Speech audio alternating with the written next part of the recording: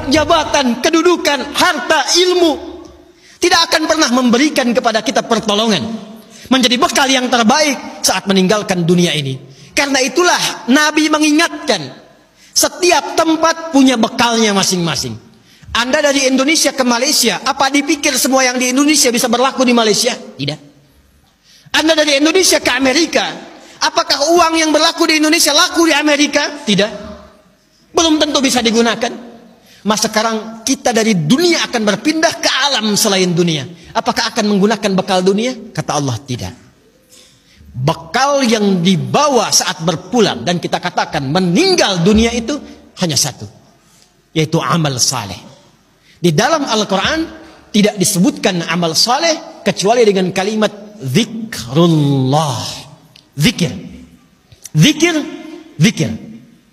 Zikir adalah nama lain dari amal saleh. Sekaligus secara bahasa juga pengingat. Seakan Allah ingin mengatakan, hei, ingat kamu akan wafat. Ingat kamu akan meninggal. Sekarang pangkatnya tinggi, hartanya banyak, ilmunya luas. Saat pulang ingat, saat meninggal dibawa tidak itu. Pakaian cuma 2 helai kain kafan, tidak ada kantongnya. Dibawa ke alam kubur, dunia tidak ada yang ikut. Zikir, ingat. Eling, ingat, kata Allah. Yang hanya bisa dibawa amal saleh. Karena itulah ketika Allah meminta kita menunaikan amal saleh, semua amalnya disebut dengan zikir. Bukankah kita diperintahkan menunaikan salat?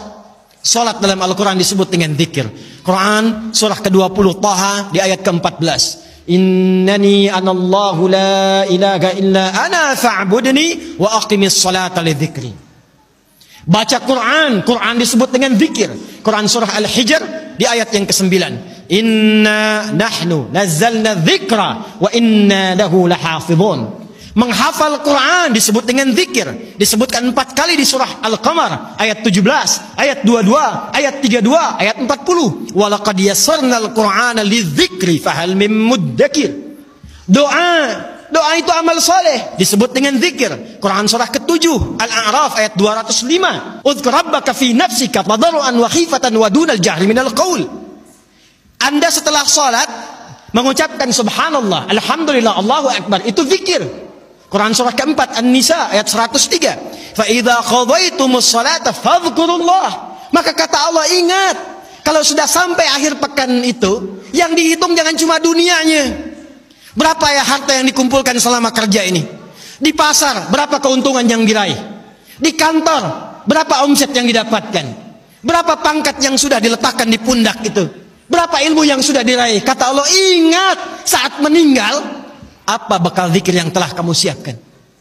Bahkan jangan-jangan sampai sekarang pun puluhan tahun kita hidup, untuk sholat pun belum mampu mengenal, mengetahui, memahami apa yang kita baca dalam sholat kita. Bahkan diberikan usia yang banyak pun, jangankan menghafal Quran, untuk baca pun masih belum punya waktu. Hadirin, anak-anak sekarang, kami katakan kepada Anda, saya membimbing anak-anak penghafal Quran. Ada yang matanya tak mampu melihat.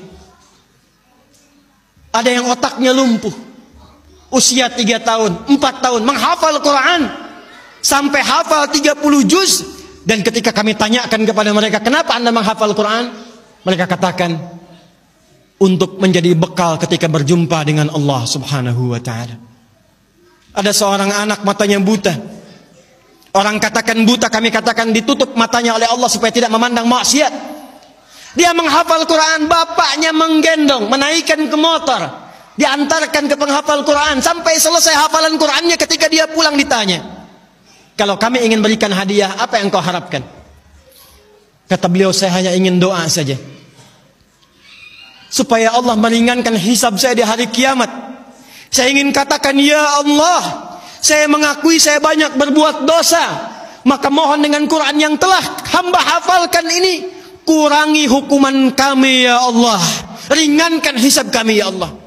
Anak kecil, matanya buta, belum baligh, belum berlaku hisab, menghafal Quran supaya minta hidupnya diringankan di hadapan Allah dari dosa-dosa yang mungkin dilakukan.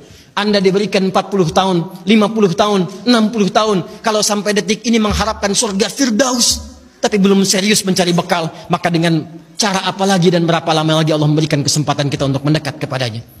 Karena itu insan beriman, bangun kekuatan, bangun silaturahim, jauhi sifat terpecah belah, jauhi polarisasi, satukan cinta di antara kita.